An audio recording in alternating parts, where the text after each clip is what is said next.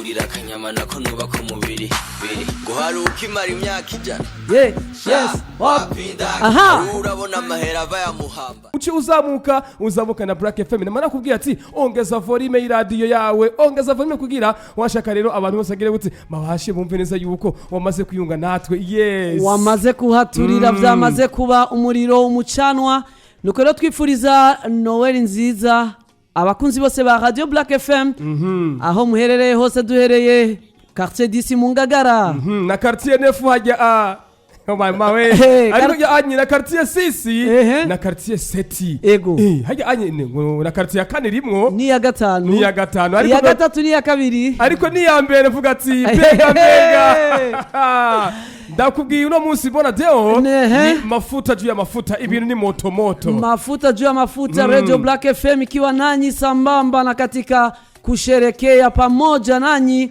sikukuu ya Christmas. Oh my God. Watu wangu wa Buyenzi, watu wangu kabisa wapani za Buterere BTR, watu kabisa watu wa Kini Home Kinama na watu wangu wapani za KMG Kamenge, watu kabisa Kenyopaya Kanyosha na watu wapani za Ruziba, ila watu wangu wapani za Bubanza, watu wa Randa hadi Manda, ila watu wangu wapani za Muzina mpaka Musenyi, ila watu wangu wapande za kule Randa na watu kabisa wapani za Musigati hadi Rugazi ile watu wapande za centre bila pia tena kusahau watu wa Katumba, watu wa Rukaramu, watu hapo Kajaga, tukiona wale ambao wote wako sehemu za hapo Big One Way Beach, tukiwa Sabai, watu ambao mnatufuata vyema mkiwa huko sehemu katika tarafani Isare, mkiwa hapo Muvimbi watu wa Muhuta na vipi na watu wa pande za Gishingano mpaka Mbare Gasarara, ila watu wa Mutumba kabisa mpaka pande za Kabezi,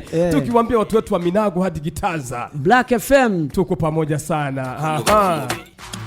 ntungumize ku kayeri urira kanyama nako nuba ku mubiri guharuka imara imyaka ijana yes aha urabona amahera ava ya muhamba nuko rero tukubwira tuti no munsi ntivyoroshe rero tugiye gufatanya urugendo rw'amasaha 2 ico na Savdeo Kivumbi turi kumwe na Jean Patrick Kivodo ushaka umwite gato karakura ariko deo uno munsi kavuga ati twahuye gose turi babiri ni Kiv yes on the mic bega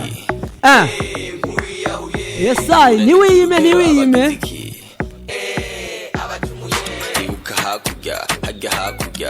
hakurya mu kuzimu ko batajya ibuka hakurya ari nako bwana twihuse neza yuko ushobora guca kuri application andika gusa Radio Box hajya Black FM utitero twumverega turasamirana ni yawe deo ni yanje kai naje ni yanje bro ni ya twese nuko rero ni insamirizi Black FM 94 n'ibice 9 aho uherereye hose yaba uri ibujumbura makartier yose eka ukerekeza mu gihugu hagati na cancane mu ntara zihanura bibe n'igisagara ca Bujumbura cyo kimwe n'abantu badukurikirana bari mu makungu baciye kuri application yacu na cancane uciye kuri Radio Box ni hajya neza na neza muri Play Store hama ugaheza ugateresharija application ya Radio Box ukibona Black FM 94 n'ibice 9 ninguko kandi ushobora kudukurikirana ikibiriraho urashaka kudukurikirana neza cyane uciye kuri platform yacu ya Black Media